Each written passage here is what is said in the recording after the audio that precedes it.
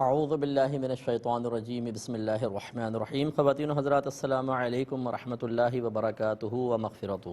Programme احکام شریعت اور فقہ حنفی سے متعلقہ مسائل کے ساتھ آپ کی خدمت میں حاضر ہیں۔ ایک بہن نے یہ آفر کچھ کویسچنز ہوتے ہیں پہلے ایک بہن نے پوچھا ہے کہ میرے سسر اپنا مکان بیچنا چاہتے تھے جس کی ذمہ داری میرے شوہر کو دی۔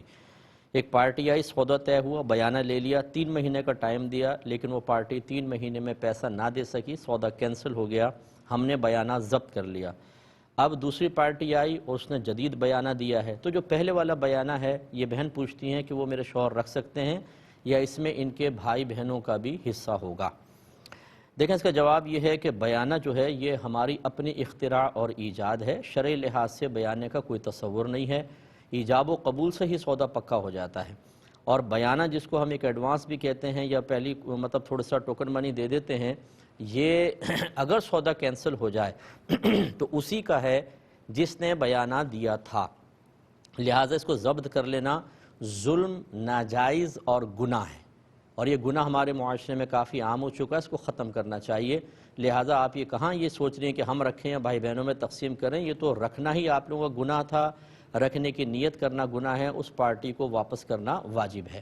اگرچہ بعض علماء اس کے جواز کا فتویٰ دیتے ہیں کہ جی اتنے عرصے اس نے پارٹی نے روک کر رکھا، اس نقصان کے تدارک میں ہم بیانہ رکھ سکتے ہیں، لیکن میں یہ سوال کرتا ہوں کہ اگر آپ نے ایک زمین 50 لاکھ کی بیچی اور 2 لاکھ روپے فرض کر لیں آپ نے بیانہ لے لیا، اور اس پارٹی نے بھی پیسے نہیں دیے تھے، اس زمین کی قیمت 60 لاکھ ہو گئی، اب وہ سودا کینسل کرتا ہے، اب اگر آپ یہ 2 لاکھ واپس کرتے ہیں بتائیں آپ کو کیا نقصان ہے؟ آپ تو اب اس کو اگر 60 لاکھ میں بیچیں تو 8 لاکھ کا نفع ہے، تو یہ کہاں سے نکال لیا کہ اگر آپ کوئی پارٹی سودا کینسل کرتی ہے تو بائر ہمیشہ نقصان میں جائے گا، بلکہ وہ پراپرٹی کی قیمتیں بڑھ جائیں وہ تو بہت زیادہ فائدے میں رہے گا۔ لہٰذا یہ ظلم ہے، جو بیانہ دبا لیتے ہیں وہ اللہ کی بارگاہ میں توبہ کریں اور اس کو واپس کریں۔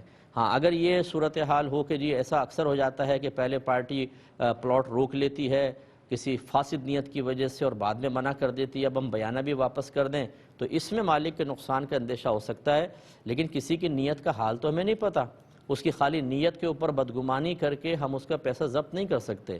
یوں آپ کر سکتے ہیں کہ جب آپ یہ مکان بیچیں اور بیانہ لیں تو وہ بیانہ اصل میں آپ ایک پین کی قیمت کے طور پر لیں۔ آپ یہ کہیں کہ مکان ہم نے ایجاب و قبول کر لیا، ٹھیک ہے آپ 3 مہینے میں پیمنٹ دیں، ہم مکان حوالے کر دیں گے، لیکن شرط یہ ہے کہ آپ کو یہ پین 2 لاکھ میں خریدنا ہوگا۔ وہ کہے ٹھیک ہے، اب اس پین کی قیمت آپ نے 2 لاکھ میں لے لی، اب اگر وہ اور 2 لاکھ لے لیے، پین دے دیں ان کو، اب اگر سودا کینسل بھی ہو جاتا ہے تو آپ کو یہ 2 لاکھ دینے کی ضرورت نہیں ہے، کیونکہ یہ تو پین کی قیمت تھی، پین آپ نے دے دیا۔ اب اس پر یہ سوال ہو سکتا ہے کہ حدیث میں ہے کہ بیع اور شرط کو جمع کرنا منع ہے، تو جواب یہ ہے کہ بہت سی شرائط ایسی ہیں جو مروج ہو جاتی ہیں اور فقہاء نے ان کی اجازت مرحمت فرمائی ہے، جیسے گارنٹی وغیرہ چیزوں کی ہم طلب کرتے ہیں کہ یہ میں موبائل لیتا ہوں کتنی وارنٹی ہے، وہ کہتا ہے 1 سال کی وارنٹی ہے، تو یہ ہم شرط ہی تو لگا رہے ہیں کہ خریدتا ہوں اس شرط پر کہ 1 سال کی وارنٹی ہوگی، تو جو معاشرے میں اس طرح رائج ہو جائے یا ایسی شرائط جن کو علماء اجازت دیں، مفتیان کرام، اور وہ اس وجہ سے اجازت دیں کہ اگر وہ شرط نہ لگائی جائے، وہ کنڈیشن نہ لگائی جائے تو سامنے والے کی طرف سے دھوکے کا اندیشہ ہے اور فراڈ اور بہت زیادہ تکلیف دینے کا، ضرر کا اندیشہ ہے، اس کی اجازت ہو سکتی ہے، تو یوں کر لیں زیادہ بہتر ہے، لیکن جو ابھی آپ بہن نے پوچھا وہ بیانہ ضبط نہیں کیا جا سکتا۔ ایک ہی بہن نے دبئی سے کال کی تھی غالباً، ان کی بہن نے کسی عربی شخص سے شادی کی اور ان کی بیٹی بھی ہیں، پھر طلاق اس نے دے دی، تو انہوں نے کورٹ میں نفقے کا دعویٰ دائر کیا، تو وہ نان نفقہ بھی دے رہا ہے، اور ان کا اپنا ایک مکان تھا انہوں نے لے کر وہ کسی اور کو دے دیا اور کورٹ میں یہ بھی کہا کہ اب میں کرائے پر رہتی ہوں تو مجھے کرایہ بھی دلوایا جائے، تو کورٹ نے اس شخص سے ان کو کرایہ بھی دلوا رہے ہیں۔ یہ کرایہ لینا کیسا ہے؟ دیکھیں یقینی سی بات ہے کرایہ اس صورت میں لیں گی کہ جب آپ کے پاس رہائش نہ ہو، اور رہائش موجود ہے تو یہ اس کا مطلب ہے کورٹ کو بھی دھوکہ دینا ہے، اس کے سامنے جھوٹ بولنا ہے، تھوڑے سے ٹکوں کے لیے، چند پیسوں کے لیے انسان اس طریقے سے ناجائز مال حاصل کرے، یہ صحیح نہیں ہے، ان کو اللہ کے بارگاہ میں توبہ کرنی ہوگی اور وہ پیسہ اس شخص کو واپس کرنا ہوگا۔ ایک انہوں نے پوچھا تھا کہ جی پی فنڈ کے اوپر جو گورنمنٹ سود دیتی ہے یا ادارے سود دیتے ہیں اس کی کیا شرعی حیثیت ہے؟ دیکھیں یہاں 3 صورتیں ہیں۔ پہلی بات تو یہ کہ آپ جس بھی ادارے میں کام کرتے ہیں وہ آپ سے کہتے ہیں کہ ہم آپ کی تنخواہ کا کچھ حصہ کاٹتے ہیں، اسے انویسٹ کریں گے اور اس سے جو پروفٹ آئے گا اس کا اتنا پرسنٹ آپ کے اس میں جمع ہوتا رہے گا، اور نقصان ہوگا تو وہ بھی آپ کا ہوگا، یعنی آپ اور ہم شیئر کریں گے، اور پھر جب آپ ریٹائر ہونے لگیں گے یا چھوڑیں گے تو پھر ہم آپ کو یہ اصل رقم جو تنخواہ کی کٹتی رہی تھی وتھ پروفٹ آپ کو دے دیں گے۔ اگر اس طرح کوئی تجارتی ایگریمنٹ ہوا ہے تو بالکل پھر آپ کا دینا بھی جائز اور اس پہ پروفٹ لینا بھی جائز، اس میں سود کا کوئی تصور نہیں ہے۔ اور اگر دوسری صورت یہ ہے کہ آپ کی اجازت کے بغیر زبردستی کاٹ لے گیا، آپ راضی نہیں ہیں، اب وہ چاہے انویسٹ کریں نہ کریں، آخر میں آپ کا پیسہ بھی جائز اور جو اس پہ نفع بنا وہ لینا بھی جائز۔ تیسری صورت یہ ہے کہ آپ نے اپنی مرضی سے کہا کاٹ لیں، لیکن کوئی ایگریمنٹ نہیں ہوا تجارت وغیرہ کا، اور وہ کہتے ہیں کہ بس اتنا ہم کاٹ کے اور آخر میں آپ کو پروفٹ دے دیں گے، آپ راضی ہو گئے، یہ جو پروفٹ ہے یہ سود ہوگا، کیونکہ آپ جو کچھ ان کو دے رہے ہیں اس کی شرعی حیثیت قرضے کی ہے، اور قرضے پہ نفع لینا سود ہوتا ہے۔ ایک ان بھائی نے پوچھا تھا کہ کیا اس پہ جو زکوٰۃ بنے گی وہ رمضان میں دینا ضروری ہے یا پہلے بعد بھی دے سکتے ہیں؟ دیکھیں حقیقتاً زکوٰۃ کا رمضان سے کوئی تعلق نہیں ہے۔ جب آپ کا نصاب کمپلیٹ ہو جاتا ہے زکوٰۃ کا تو سال شروع ہو جاتا ہے، وہ اسلامی تاریخ آپ نوٹ کریں، چاہے وہ فرسٹ محرم ہو مثال کے طور پر، جب اگلے سال کا فرسٹ محرم آئے گا تو آپ کا سال کمپلیٹ ہوگا۔ لوگ بعض اوقات فضیلت کے حصول کے لیے رمضان میں دے دیتے ہیں، ورنہ اصل اصول یہ ہے تو جو پیسہ آپ کا وہاں کٹ رہا ہے جمع ہو رہا ہے، اس پیسے پہ آپ کے دوسرے مال کے ساتھ مل کر اگر نصاب مکمل ہے تو سال بسال زکوٰۃ بنتی رہے گی، ادائیگی اس وقت واجب ہوگی کہ جب وہ پیسہ آپ کے قبضے میں آئے گا۔ اب جو اس میں جائز دو صورتیں جائز بتائیں، اس میں پروفٹ پر بھی آپ کی زکوٰۃ بنے گی، لیکن ایک صورت جو ناجائز بتائی اس میں اصل رقم پہ زکوٰۃ بنے گی، جو سود دے رہا ہے ادارہ اس کے اوپر آپ کی زکوٰۃ نہیں ہوگی کیونکہ وہ آپ کی ملکیت میں ہی نہیں ہے۔ ایک کویسچن یہ پوچھا تھا کہ ہمارا گاؤں ہے، اس میں ہم لوگ جمعہ قائم کرتے ہیں اور تقریباً 60 کے قریب نمازی ہوتے ہیں، رمضان میں تعداد 200 تک بھی پہنچ جاتی ہے، تو ہمارا گاؤں میں جمعہ قائم کرنا کیسا؟ پہلا کویسچن تو ان کا یہ ہے۔ دوسرا پوچھا کہ اب اگر ہم ظہر احتیاطی بھی پڑھتے ہیں تو کس وقت پڑھیں، جمعے کے بعد 4 سنتوں سے پہلے یا بعد میں؟ دیکھیں مسئلہ یہ ہے کہ فقہا نے غور و تفکر کیا کہ نبی کریم صلی اللہ علیہ وسلم نے صرف شہر میں جمعہ قائم کیا، گاؤں میں نہیں، تو آپ نے ایک شرط رکھی کہ مصر میں یعنی شہر میں جمعہ قائم ہوگا، گاؤں میں نہیں ہوگا۔ یہ آپ کا یہ اجتہاد کیا اور یہ نتیجہ نکالا، لیکن اس وقت مدینہ اپنے حجم کے اعتبار سے، عظمت کے اعتبار سے تو بہت بڑا تھا، رقبے کے اعتبار سے بہت مختصر سا تھا، لوگ آتے تھے وہاں نماز پڑھتے تھے چلے جایا کرتے تھے، گاؤں بھی قریب قریب تھے۔ پھر اب شہروں میں وسعت پیدا ہوئی اور بے شمار جمعے قائم ہونا شروع ہوئے، اور اتنی وسعت ہو گئی کہ اب گاؤں سے شہر کے اندر آنا تھوڑا پرابلم ہوا، گاؤں بھی وسیع ہو گئے، اور پھر لوگوں نے گاؤں میں جمعہ قائم کرنا شروع کر دیا اور بکثرت ہونے لگا، تو فقہا نے پھر باقاعدہ اجازت دے دی کہ اب آپ گاؤں میں جمعہ قائم کر سکتے ہیں، اور محققین فقہا یہی کہتے ہیں کہ جب گاؤں میں جمعہ قائم ہو جائے، اجازت مل جائے، تو پھر ظہر احتیاطی کی بھی حاجت نہیں ہے۔ عوام کو یہ کہنے کی ضرورت نہیں ہے کہ ظہر احتیاطی بھی پڑھو، بالکل آپ جمعہ قائم کریں، ظہر احتیاطی کی حاجت نہیں ہے، آپ بالکل پڑھ سکتے ہیں، اور 60 نمازی تو بہت زیادہ ہیں، امام کے علاوہ اگر 3 نمازی بھی ہوتے تو آپ جمعہ قائم کر سکتے تھے، اب تو یہاں تو 60 اور رمضان میں 200 کے قریب ہیں، تو آپ کا بالکل جمعہ ہو جائے گا اور ظہر احتیاطی پڑھنے کی بھی حاجت نہیں ہوگی۔ ایک کالر ہمارے ساتھ ہیں، السلام علیکم۔ السلام علیکم مفتی صاحب۔ وعلیکم السلام۔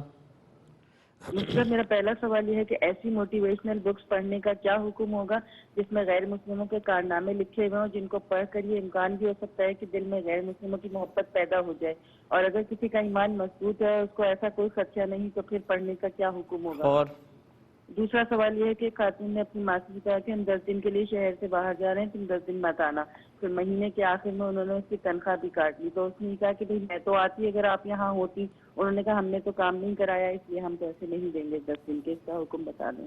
ٹھیک ہے، اور یہ میں عرض کرتا ہوں، ایک یہ کویسچن کیا تھا کہ زید کے کوئی اولاد نہیں تھی، اس کو گمان ہوا کہ اگر میں اچانک مر گیا تو میری زوجہ کو شاید میرے گھر والے تنگ کریں گے، تو انہوں نے اپنی پراپرٹی زوجہ کے نام کر دی، رجسٹری بنا دی، اور کچھ زیور تھا، پیسہ تھا، وہ بھی نیت کر لی کہ میری بیوی کا ہوگا، لیکن بینک میں تو نہیں رکھوایا، لیکن یہ ظاہر نہیں ہوا کہ بیوی کی ملک کیا کہ نہیں کیا، تو کیا حکم شرع ہوگا؟ دیکھیں یہ 12 ہم نے آپ کو بتایا کہ جو ہم کچھ کسی کو تحفہ دیتے ہیں اس کو عربک میں ہبہ کہتے ہیں، اور ہبہ تام یا کمپلیٹ یا مکمل اس وقت ہوتا ہے کہ جب وہ آپ جس چیز کو تحفتاً دے رہے ہیں سامنے والے کو مکمل مالکانہ تصرف بھی دے دیں۔ ہبہ تام یا مکمل ہونے کا مطلب کیا ہے کہ آپ کی ملک سے چیز نکل کر اس کی ملکیت میں داخل ہو جائے، وہ مالک بن جائے، اور مالکانہ تصرف کا مطلب یہ ہے کہ وہ اس کو چاہے بیچے، چاہے کرائے پہ چڑھائے، چاہے ویسی کسی کو تحفتاً دے دے، آپ پھر روک نہیں سکتے ہیں۔ اگر ایسا ہے تو پھر اب بعض اوقات ایسا ہوتا ہے بیویوں کے نام ڈاکومنٹس بن جاتے ہیں، پیار میں بھی کہہ بھی دیتے ہیں کہ جی یہ مکان تیرا ہوا، یہ فلیٹ تیرا، سب کو بتا بھی دیتے ہیں، لیکن باقاعدہ مالکانہ حقوق نہیں دیے جاتے، اس میں تصرف بھی ہو رہا ہے، ہم ہی اسے کرائے پہ چڑھا سکتے ہیں، ہم چاہیں تو بیچیں، بیوی کچھ بھی نہیں کر سکتی، تو یاد رکھیں وہ اس شخص کی ملکیت میں رہے گا، بیوی کی ملکیت میں نہیں جائے گا۔ نتیجہ نکلے گا جب اس کا انتقال ہوگا تو چونکہ وہ بیوی کا ہے ہی نہیں، ان کی ملکیت سے نکلا ہی نہیں، تو مال وراثت ہے، جتنے وارث ہوں گے سب کو اس میں حصہ ملے گا۔ یہاں پر یہی مسئلہ ہے، اور اسی طرح سونا چاندی بھی چونکہ انہوں نے نشاندہی نہیں کی تھی یا بیوی کی ملکیت میں نہیں کیا تھا، اس میں بھی تمام کا حصہ ہوگا۔ ایک مختصر سا بریک لیں گے، ہمیں یقین ہے آپ ہمارے ساتھ رہیں گے۔ بسم اللہ الرحمن الرحیم، پہلے کال لیتے ہیں۔ السلام علیکم۔ وعلیکم السلام مفتی صاحب۔ جی جی میرا سوال یہ تھا کہ نا خاص سفر کے مہینے میں سورہ مزمل پڑھوانا کیسا ہے؟ اور دوسرا سوال یہ کہ کہا جاتا ہے کہ نا گھر میں اگر شیشہ ٹوٹ جائے تو یہ بہت اچھی بات ہوتی ہے، تو کیا یہ سوچنا ٹھیک ہے؟ تو آپ نے سارے توڑ دیے ہوں گے فوراً پتھر مار مار کے؟ توڑے تو نہیں؟ چلیں بتاتا ہوں۔ ایک یہ کویسچن، چلیں ابھی کے پہلے کویسچن لے لیتے ہیں۔ یہ بہن نے کویسچن کیا کہ بعض ایسی ترغیبی کتابیں ہوتی ہیں جن میں رغبت دی جاتی ہے محنت کی، جد و جہد کی، لیکن اس میں کارنامے غیر مسلمین کے لکھے ہوتے ہیں۔ اب گمان یہ ہوتا ہے اگر بچے پڑھیں یا لوگ پڑھیں تو غیر مسلموں کی محبت دل میں آئے گی، ان کی طرف مائل ہوں گے، تو کیا حکم ہوگا؟ اور اگر کسی کا ایمان کافی مضبوط ہے تو اس کو پڑھ سکتا ہے کہ نہیں؟ دیکھیں یہ کتابیں وہی پڑھے گا کہ جس کو جو سعادت سے خالی ہوگا، بالکل بد نصیب آدمی ہوگا وہی کرے گا۔ کہ غیر مسلموں سے آپ ترغیبیں حاصل کریں، ہمارے اکابرین کی تاریخیں بھری ہوئی ہیں، ہمارے جو اکابرین نے بہادری کے کارنامے کیے ہیں، اور خصوصاً میرے آقا صلی اللہ علیہ وسلم جس بھی جہت سے آپ کسی بے مثل شخصیت کے کارنامے دیکھنا چاہیں اور پرفیکٹ لائف، پرفیکٹ سیرت دیکھنا چاہیں، میرے آقا صلی اللہ علیہ وسلم کی سیرت پاک پڑھیں۔ میں ایسی کتابوں کے پڑھنے کو ناجائز نہیں کہہ رہا ہوں، حرام نہیں ہے، پڑھ تو سکتے ہیں، لیکن کیا فائدہ بھی غیر مسلم کی آپ پڑھیں اور غیر مسلم کی محبت آپ کے دل میں رچ بس جائے اور وہ ہیرو کے طور پہ آپ کے ذہن میں چھا جائے، تو یہ اچھی بات نہیں ہے۔ آپ کے اکابرین موجود ہیں، ان کی کتابیں پڑھیں، ان کے کارنامے پڑھیں، تو یہ بہت اچھا ہے، آپ کا ایمان بھی مضبوط ہوگا اور آپ کی توجہ اپنے اکابرین کی طرف رہے گی۔ نبی کریم صلی اللہ علیہ وسلم کے فرمان ذہن میں رکھیں، المرء مع من احب، ہر شخص بروز قیامت اس کے ساتھ ہوگا جس سے اس نے محبت کی ہوگی۔ اپنے قلوب میں غلط لوگوں کی محبت کو جمع نہ ہونے دیں، یہ آپ کو آخرت میں ہو سکتا ہے کہ نقصان دلوائے۔ صرف اچھوں کی محبت ہونی چاہیے۔ کسی نے بہت بڑے بڑے کارنامے کیے ہوں گے، ہم اس کا انکار نہیں، لیکن ہم اپنے اکابرین کے کارنامے پڑھیں گے تاکہ ان کی محبت ہی ہمارے دل میں رچ بس جائے۔ کوئی بھی اگر کتنے بڑے کارنامے کرے، کوئی شرابی ہے، زانی ہے، جواری ہے، کوئی بد عقیدہ ہے، ہمارے قرآن کو جھوٹا کہتا ہے، ہمارے خدا کو جھوٹا کہتا ہے، ہمارے رسول کو جھوٹا کہتا ہے، ایمان نہ لانے کا مطلب یہ ہوتا ہے اس کی محبت دل میں رچ بس جائے صرف اس وجہ سے کہ اس نے کوئی کارنامہ کیا تھا، یہ ایک اچھی چیز نہیں ہوتی ہے، اس پہ آپ توجہ کر لیں۔ ایک کالر ہمارے ساتھ ہیں۔ السلام علیکم۔ وعلیکم السلام مفتی صاحب۔ جی مفتی صاحب میرا سوال یہ ہے کہ گھر میں جو اکثر مہمان آتے ہیں تو اللہ تعالیٰ کا فرمان ہے کہ مہمان رحمت ہیں، لیکن بار بار جو روزانہ تنگ کریں اور کبھی کیسے ہیں گھر کے حالات، کبھی کیسے، اگر کچھ مہمانوں کو دل میں یا ویسے بعد میں کچھ کہیں، اس پہ کیا گناہ ہوگا؟ ٹھیک ہے، اور میں انشاءاللہ عرض کرتا ہوں۔ ایک یہ کویسچن کیا گیا تھا، یہ پوچھا کہ 10 دن تک گھر والوں نے منع کیا ماسی کو کہ نہ آنا، ہم کہیں باہر جا رہے ہیں، وہ واپس آئے تو ماسی کی ڈیمانڈ یہ ہے اور پیسے بھی کاٹ لیے 10 دن کے، تو ماسی یہ کہتی ہے کہ بھئی میں تو حاضر تھی، آپ لوگوں نے منع کیا، تو کیا حکم شرع ہوگا؟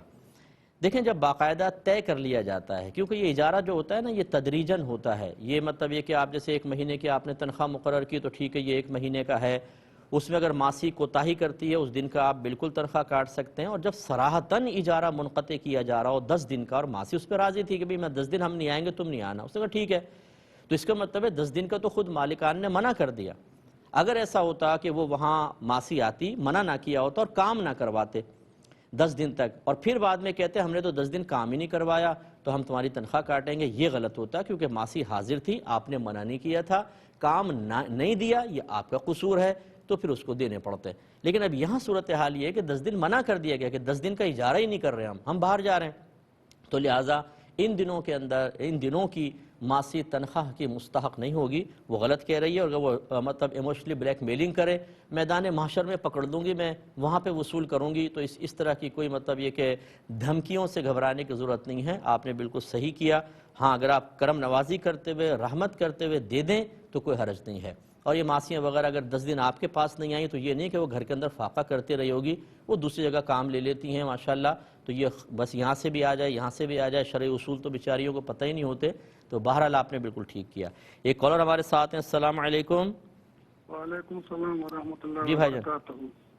پہلا سوال ہے، ماسک پہن کر نماز پڑھ سکتے ہیں؟ اور نماز میں ایک صورت چھوڑ کر دوسری رکعت میں دوسری صورت پڑھ سکتے ہیں یا اور دو چھوڑنا پڑے؟ اور چلیں ہم بتاتا ہوں۔ ایک یہ کویسچن کیا کہ ماہ سفر میں سورہ مزمل پڑھنا کیسا ہے؟ دیکھیں جو ہمارے نبی کریم صلی اللہ علیہ وسلم کے دور کے کافر تھے نا، وہ ماہ سفر کو منحوس تصور کرتے تھے۔ تو نبی کریم صلی اللہ علیہ وسلم نے اس کی تعلیم دی کہ ولا سفر، یعنی سفر کوئی چیز نہیں ہے جو تم یہ منحوس کہتے ہو، کوئی چیز منحوس نہیں ہے، اس میں کوئی آسمان سے بلائیں یا مصیبتیں نازل نہیں ہوتی۔ لیکن مسلمان کا المیہ یہ ہے کہ اس کو نہ قرآن آتا ہے نہ حدیث، اس کو توہم پرستی بہت اچھی آتی ہے۔ کوئی بھی یوٹیوب فیس بک کے اوپر کوئی چیز دیکھ لے، اس کے دل پہ فوراً اثر کرتی ہے، گھبرا بھی جاتا ہے، آنسو بھی نکل جاتے ہیں۔ عذاب کی آیات سناؤ، ہنستے ہیں۔ نماز کے عذاب، بے نمازی کے عذاب سناؤ، قہقہے نکلتے ہیں۔ جہنم کے عذاب کے تذکرے سناؤ تو غصے میں آ کر منع کر دیتے ہیں۔ لیکن اس طرح کی بے سروپا باتوں میں ہمارے گھر کی خواتین سورہ مزمل پڑھ رہی ہیں، آٹے کی گولیوں پہ سورہ مزمل پڑھ کے نہر میں ڈالیں، یعنی مچھلیاں اتنی باکرامت ہیں کہ سورہ مزمل کے وہ آٹے کی کھا کے ایسی دعائیں دیں گی کہ ساری بلائیں دور ہو جائیں گی، باقی انسان تو بیکار ہو گئے۔ تو یہ سب بیکار اور خرافاتی باتیں ہیں۔ سفر کا مہینہ کوئی منحوس مہینہ نہیں ہے۔ جو ہماری بہنیں کہتی ہیں خالی کا مہینہ ہے، انتہائی جہالت ہے۔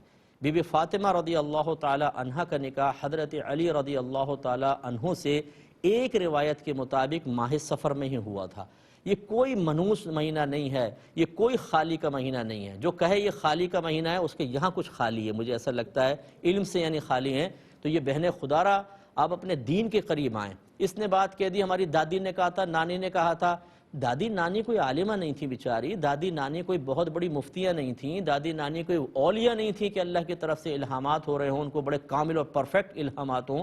ان خرافات کو ختم کریں۔ سفر کا مہینہ عام مہینوں کی طرح ہے۔ کتنے بزرگان دین ماہ سفر میں فوت ہوئے ہیں، ان کے آراس ہوتے ہیں اس میں، اور وہ بڑا مطلب وہ دن بڑا عظیم سمجھا جاتا ہے جس میں کوئی بزرگان دین دنیا سے پردہ فرما کر اللہ تبارک و تعالیٰ کی بارگاہ میں خاص طور پہ ان کی روح جا کے سجدہ ریز ہوتی ہے۔ یہ منحوس مہینہ ہوتا تو پھر یہ اس طرح کے معاملات کو پھر اچھا کہنا ہی بیکار تھا کہ یہ منحوس مہینہ جس کا اس مہینے میں انتقال ہوا تو معاذ اللہ ثم معاذ اللہ پتہ نہیں اس کے ساتھ کیا ہوگا۔ اس طرح کی خرافات کو ختم کریں۔ خدا را ہم پہلے کہتے ہیں اپنے بچوں میں جہالت کے وائرس مطلب سرایت نہ کریں، ان کے درمیانی چھوڑ کر نہ جائیں، وہ اصل دین سے دور ہو کر انہی چیزوں کو بنیاد بنا کر خوف سے کانپتے رہیں گے، اور عذاب کی آیات قرآن سناؤ، حدیث سناؤ، ان کے دل پہ اثر نہیں ہوگا۔ یہ ایمان کی کمزوری کی علامت ہے۔ اس علامت کو ختم کریں، ایمان کی کمزوری کو ختم کریں، مضبوط ایمان کے بنیں۔ ایک کالر ہمارے ساتھ مزید ہے۔ السلام علیکم۔ وعلیکم السلام۔ جی جی میرے 3-4 سوال ہیں۔ بس پہلا دو مجھے کر یہ لیں بہن، پوچھنا ہے کہ دو آج کل یہ جو بینک، اگر آپ کا بینک اکاؤنٹ ہوتا ہے تو وہ 40-30% آف کی آپ کو ڈیلز ملتی ہیں ریسٹورینٹس اور شاپنگ وغیرہ پر، تو اس میں اگر ہمارا بینک میں کرنٹ اکاؤنٹ ہے اور اس قسم کی ڈیل ملے تو کیا وہ اویل کرنا جائز ہے؟ اور دوسرا مجھے یہ پوچھنا ہے کہ جو بلاگنگ ہوتی ہے آج مطلب بلاگنگ کا بہت ٹرینڈ ہے، تو اس سے کیا جو پیسے وغیرہ ملتے ہیں کمائی کرنا جائز ہے؟ اور چلیے، ایک انہوں نے کہا کہ سنا ہے کہ رات میں یا گھر میں شیشہ ٹوٹ جائے تو بہت اچھی بات ہوتی ہے۔ تو یہ سب بیکار باتیں ہماری وہ خواتین کی باتیں ہیں جی، یہ ٹوٹ جائے تو ایسا ہو جائے گا، یہ ہو جائے تو ایسا ہو جائے گا، یہ بالکل غلط ہوتا ہے۔ اس کے کوئی مطلب شرعی حیثیت نہیں ہے۔ اگر اچھا ہوتا تو میں نے ویسی مزاحن یہ بات کی تو پھر آپ پتھر لے کے سارے گھر کے شیشے توڑ دیں، بہت اچھی بات ہے، اگلے آئے پھر توڑ دیں تاکہ برکت ہی برکت، برکت ہی برکت، برکت ہی برکت ہو۔ تو ایسا نہیں ہوتا ہے، اس قسم کی چیزوں کی طرف توجہ نہ کریں۔ بات وہی ہے کہ ہمارا آج کا مسلمان شارٹ کٹ چاہتا ہے، وہ چاہتا ہے بغیر محنت کے مجھے بہت زیادہ مل جائے، وہ ایسی چیزوں کو تلاش کرتے رہتے ہیں۔ اب انہیں کہیں کہ بھئی شیشہ چھوڑنا چھوڑ دو، آپ نماز پڑھیں، قرآن پاک کی تلاوت کریں، آپ گناہ سے بچیں۔ اوہو مصعب اتنا مشکل کام، کیوں نہ شیشے توڑ کے برکت حاصل کریں؟ یا پھر وہی وظیفے ہیں. کوئی مجھے وظیفہ دے دیں اولاد فرما بردار ہو جائے. نہ آپ نے علم سیکھا، نہ اولاد کو سکھایا، نہ ان کی دینی تربیت کی، نہ انہیں گناہوں سے روکا، نہ ان کو نیکی کا حکم کیا، نہ ان کو اچھی صحبت فراہم کی، نہ اپنے گھر میں اچھا ماحول دیا، نہ آپ رول ماڈل بن کر انہیں دین کی طرف، آخرت کی طرف مائل کرنے کے لیے تیار ہیں. ایک وظیفہ دے دیں، ان ساری محنتوں کو ہٹا دیں، ایک وظیفہ دیں، یہ پڑھیں، اور بچے سارے ہاتھ باندھ کے کھڑے ہوں کہ امی جان حکم فرمائیں. بیوی کو طلاق دینی ہے طلاق دے دیں گے، پوری تنخواہ آپ کو دینی ہے دے دیں گے، اپنے فلیٹ، دکانیں، مکان آپ کے نام کرنے ہو دے دیں گے. اگر آپ یہ خواب دیکھ رہے ہیں تو ان خوابوں کو چھوڑ دیجئے. ہر چیز کا وظیفہ نہیں ہوتا ہے، نہ ہمارے نبی کریم صلی اللہ علیہ وسلم نے ہر چیز کو وظیفوں سے حاصل کرنے کی ترغیب دی ہے. اگر یہی ہوتا تو قرآن و حدیث کو بند ہی کر دیں پھر، کیونکہ ان میں تو ایسی تعلیمات ہیں جن پر عمل پیرا ہونا ہوگا. تو خلاصہ کلام یہ ہے کہ اس طرح کی توہمات سے آپ بچیں، اچھی تعلیم حاصل کریں اور اس کے تقاضے کے مطابق عمل کریں. ایک یہ مہمان کا سوال تھا، لیکن ایک انشاءاللہ مختصر سے بریک کے بعد. بسم اللہ الرحمن الرحیم. ایک کویسچن یہ کیا تھا کہ اللہ تعالیٰ نے فرمایا کہ مہمان رحمت ہیں، تو بعض اوقات گھر میں مہمان آ جاتے ہیں اور ہمارے حالات اوپر نیچے ہوتے ہی رہتے ہیں، بعض اوقات تو ہمارے دل میں کوفت پیدا ہو جاتی ہے اور بعض اوقات دل میں تنگ دلی پیدا ہوتی ہے، بعض اوقات ان کے جانے کے بعد ہم ان پہ کچھ بیڈ کمنٹس بھی پاس کر دیتے ہیں، کوئی تنقید کر دیتے ہیں. تو کیا حکم شرع ہوگا؟ دیکھیں بہن، پہلی بات تو اچھی طرح یاد رکھیں کہ جب تک آپ کو کنفرم نہ ہو کوئی بھی بات اللہ اور اس کے رسول کی طرف منسوب نہ کریں، کیونکہ یہ جھوٹ منسوب، اگر وہ جھوٹی ہوئی تو جھوٹ منسوب کرنا لازم آئے گا. اور قرآن یہ کہتا ہے کہ اس سے بڑھ کر ظالم کون جو اللہ تعالیٰ کی طرف وہ بات منسوب کرے جو اس نے نہیں فرمائی. اور نبی کریم صلی اللہ علیہ وسلم نے فرمایا جس نے جان بوجھ کر میری جانب جھوٹ منسوب کیا وہ اپنا ٹھکانہ جہنم میں بنا لے. اب یہ قرآن میں نہیں ہے کہ مہمان اللہ کی رحمت ہوتے ہیں، یہ حدیثوں کے اندر مضامین تو آئے ہیں، صحابہ کرام کے اقوال میں ملتے ہیں، لیکن قرآن کی یہ آیت نہیں ہے، تو اس میں تھوڑا سا آپ احتیاط کیجئے گا. دوسری بات یہ ہے کہ مہمان اللہ کی رحمت ہے، اس کا انکار نہیں ہے، لیکن آج کل موجودہ حالات کے پیش نظر مہمان زحمت بن جاتا ہے. رحمت تو پہلے دور کے مہمان تھے کہ اگر آئے ہیں کچھ نہیں ہے، سامنے 2 کھجوریں بھی رکھ دی ہیں تو وہ ناراض نہیں ہوتے تھے. اگر کچھ کھانے کو نہیں ہے، تھوڑا بہت روٹی کا ٹکڑا اور زیتون کا تیل رکھ دیا گیا ہے، وہ اس کو بھی اللہ کا شکر ادا کر کے کھا لیا کرتے تھے. آج ہمارے مہمان آتے ہیں تو وہ تو ڈیمانڈ کرتے ہیں، بریانی ہونی چاہیے، پلاؤ ہونا چاہیے، زردہ ہونا چاہیے، یعنی گوشت کا آئٹم تو ضرور ہو، اچھا ہو. اگر آپ نے خالی دال رکھ دی تو ناراض ہو جائیں گے. اب ان تکلفات میں پڑنے کی وجہ سے وہ مہمان رحمت کم اور زحمت زیادہ محسوس ہوتا ہے. اور پھر اگر 5 6 10 آدمی آ جائیں تو آج کل کی مہنگائی کے اعتبار سے آرام سے 4 سے 5 ہزار کی دعوت تو کہیں پر بھی نہیں گئی. اور اگر ایسے مہمان آ جائیں کہ آنے کے بعد جانے کا نام لا لے، 2 دن 3 دن 4 دن 5 دن ٹھہر جائیں تو بیچارہ غریب آدمی تو گیا کام سے، پورے مہینے کی تنخواہ اس کی شاید اسی میں لگ جائے گی. اس اعتبار سے اگر دل میں اس قسم کے مہمانوں کے بارے میں تھوڑی بہت تنگ دلی اور کوفت پیدا ہو جائے غیر ارادی طور پر تو یہ انشاءاللہ معاف ہوگی. لیکن مطلب یہ کہ کمنٹس پاس کرنا، غلط برا بھلا کہنا، یہ بھی مناسب نہیں ہے. اگر اب کرنا ہی ہے نا تو دل سے کر دیں، چلو اللہ کے لیے کر دیں تو ثواب ملے گا. یہ اس طرح کے کمنٹس پاس نہ کریں. لیکن جو غیر اختیاری طور پہ قلب پہ کوفت کی کیفیت طاری ہوئی ہے تو اس کے ہمیں اللہ تعالیٰ نے اس پر ہمیں مکلف نہیں بنایا کہ ہم اس کوفت کو ہی پیدا نہ ہونے دیں. لا یکلف اللہ نفسا الا وسعہا. اللہ تعالیٰ کسی جان کو اس کی ہمت سے زیادہ آزمائش میں مبتلا فرماتا ہی نہیں. یہ ہماری مطلب ہمت سے باہر ہے، تو اس پہ معاف ہوگا. لیکن جو بول رہے ہیں آپ، یہ تو آپ کی قدرت و اختیار میں ہے. غلط بولیں گے، مہمان آیا تھا آپ نے الٹا سیدھا بولا، اس پر ہو سکتا ہے کہ مطلب آپ کے ثواب میں کمی آئے یا آخرت میں آپ قابل گرفت بھی ہو سکتے ہیں. اس میں احتیاط کر لیں. اور ہمیں گزارش ہے مہمانوں سے کہ اگر آپ کہیں مہمان بن کر جائیں کوشش یہ کریں کہ اپنی ڈیمانڈ نہ کریں. اگر کوئی سامنے رکھ دیتا ہے، چائے پہ بھی آپ کو چائے پلا دی تو یوں نہ کہیں کہ یار ہمیں تو چائے پہ ٹرہا دیا. بسکٹ تک نہیں رکھے ساتھ میں، خالی چائے، اتنا بھی کوئی تنگ دست نہیں ہو رہا. کیا اس بیچارے کے حالات ہیں کیا نہیں ہیں. آج کل اس قدر برے حالات ہیں، مطلب جو آپ ہم مطلب جو جانتے ہیں، جو لوگ اطراف میں قریبی لوگوں سے تعلق رکھتے ہیں ان کو پتہ ہے کہ آج 1000 کا نوٹ لے کر جائیں تو پتہ ہی نہیں چلتا، سبزی والے کے پاس ایک دم ہوا میں اڑ جاتا ہے 1000 کا نوٹ اور بالکل ختم. اب غریب آدمی، کم تنخواہیں، اور ہم پورے کے پورے قبیلوں کو لے کے وہاں پہنچ جائے. 6 بچے ہیں، میاں بیوی، 2 اور رشتہ دار آ گئے، 8 10 پہنچ گئے تو گیا کام سے بیچارہ وہ تو. اس لیے تھوڑا سا خیال ہمیں بھی کرنا چاہیے. بھائی نے پوچھا کہ ماسک پہن کر نماز پڑھنا کیسا ہے. دیکھیں اگر تو یہ گورنمنٹ کی طرف سے بہت زیادہ سخت آرڈر آ جائے کہ اگر آپ نہیں کریں تو قابل گرفت ہو جائیں اور آپ کو جیل بھی ہو سکتی ہو، تو پھر تو ان کو آرڈر کو فالو کرتے ہوئے آپ کو کرنا ہوگا. یا نمبر 2، آپ بہت ضعیف ہیں، کمزور ہیں اور گمان ہے کہ اگر آپ بے احتیاطیاں کریں گے تو آپ کو وائرس آپ تک پہنچ جائے گا اور آپ ہلاک ہو جائیں گے، تو پھر تو وائرس یہ لازم پہننا ہوگا. اگر ایسا نہیں ہے کہ گورنمنٹ کی طرف سے بھی اتنی سختی نہیں ہے اور آپ کو بھی ایسی کوئی مسئلہ نہیں ہے، تو بہتر یہ ہے کہ حالت نماز میں اس کو اتار دیں اور آتے جاتے ویسے آپ اس کو پہن لیں. کیونکہ حالت نماز میں ویسے بھی ناک پہ کوئی ہاتھ نہیں لگا رہا، کسی سے آپ مصافحہ نہیں کر رہے، تو آپ نماز پڑھ لیں، تو اس طرح پڑھ سکتے ہیں. لیکن اس میں بھی بہرحال اگر کوئی احتیاط کرتے ہوئے اس کو ماسک کو پہنتا ہے تو نماز بہرحال ہو جائے گی. یہ کہتے ہیں کہ ایک رکعت میں ایک سورت پڑھی، اس سے اگلی رکعت میں ایک سورت چھوڑ کر پڑھی، پڑھ سکتے ہیں کہ نہیں؟ بالکل پڑھ سکتے ہیں. اللہ تعالیٰ نے اجازت دی ہے فَقْرَؤْا مَا تَيَسَّرَ مِنَ الْقُرْآنِ، تمہیں قرآن میں سے جو آسان محسوس ہو وہ پڑھ لو. ہاں بس یہ فقہ نے ضرور لکھا ہے کہ اگر ایک سورت آپ نے پڑھی، دوسری سورت سستی کر کے اور یہ سوچ کے کہ یار بڑی ہے چھوٹی لے لیتا ہوں، اس سے آگے والی پڑھ لی، تو یہ سستی اور کوتاہی کرنا اور مطلب آیت کے بارے میں کچھ خوف سی محسوس کرنا یہ مناسب نہیں ہے. ورنہ آپ چھوڑ کر بالکل پڑھ سکتے ہیں، اس میں شرعاً کوئی قباحت نہیں ہے. یہ بہن نے پوچھا کہ بعض اوقات یہ ہمارا کرنٹ اکاؤنٹ ہے بینک میں اور دوسرے اکاؤنٹس بھی ہوتے ہیں، اس میں کچھ ڈیل ہوتی ہے بینک کے ساتھ کہ آپ اگر اتنا اماؤنٹ رکھیں گے یا مطلقاً اماؤنٹ ہے تو آپ کو شاپنگ میں یا کہیں ہوٹل وغیرہ میں کھانا کھاتے ہوئے اتنا ڈسکاؤنٹ ملے گا. یہ ڈسکاؤنٹ لینا کیسا ہے؟ دیکھیں ہم اس کو منع کرتے ہیں، اور اس کی وجہ یہ ہے کہ آپ نے جو کچھ بینک میں پیسہ رکھوایا اس کی شرعی حیثیت قرضے کی ہے، اور آپ کو بینک جو بھی آسانی سہولت یا بینیفٹس دے رہا ہے اس قرضے کے بدلے میں دے رہا ہے، اور قرض کے اوپر نفع اٹھانا سود ہوتا ہے، یعنی معنوی لحاظ سے سود ہے. بالکل آپ اس سے بچیں اور اللہ کی بارگاہ میں توبہ کریں، چاہے سیونگ اکاؤنٹ ہو یا کرنٹ اکاؤنٹ ہو. بہرحال اس قسم کے بینیفٹس قرضے کے اوپر نہیں لیے جا سکتے.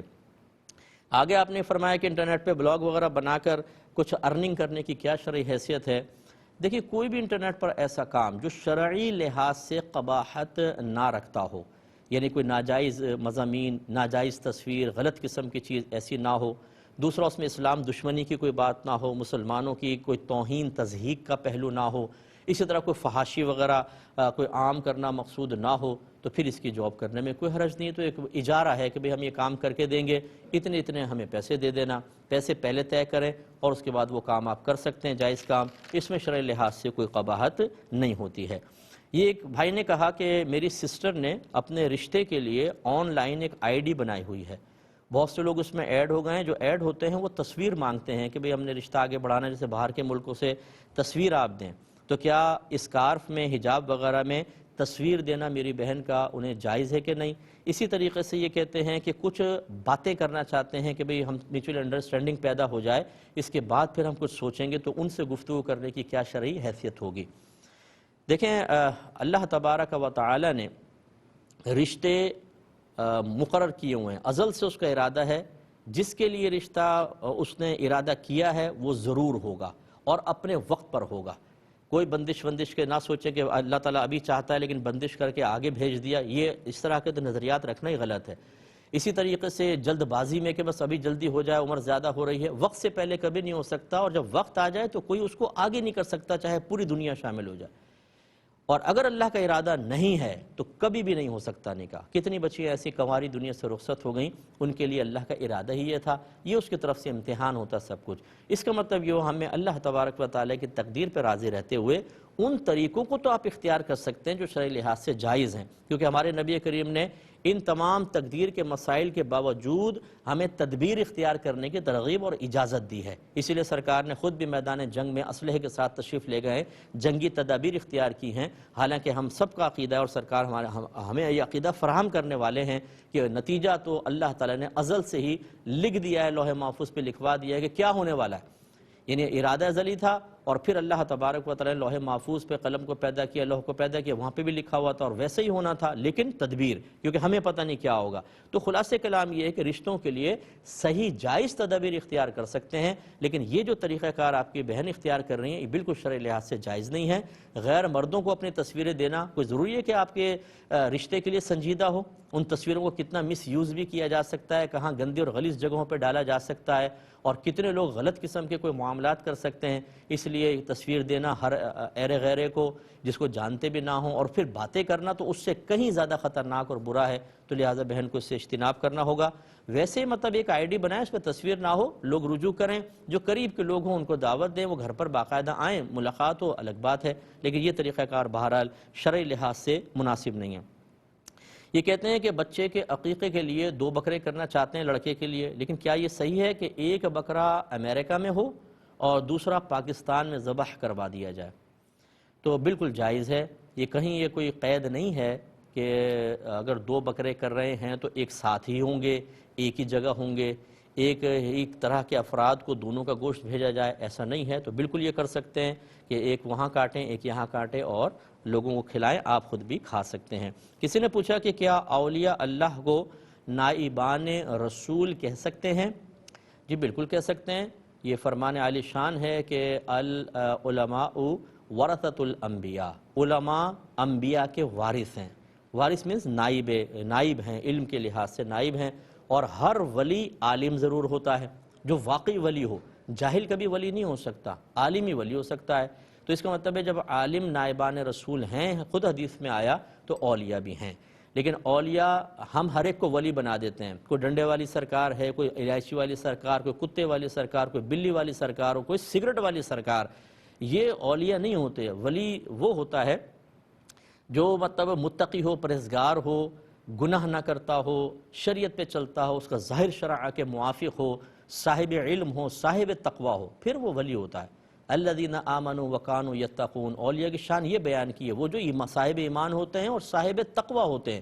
ہم ہر ایک کو اللہ کا ولی بنا دیتے ہیں، جو ہمیں پسند آتا ہے، جو ہمارے ذہن میں بیٹھ جائے، نہ شرعی ضابطے، قاعدے، اسٹینڈرڈز ہمارے سامنے ہیں، ہماری نظر میں اچھا ہے تو اللہ کا ولی ہے، اور پھر ہم اس کے اندر یہ چیزیں تلاش کریں کہ یہ نائبان رسول ہیں کہ نہیں۔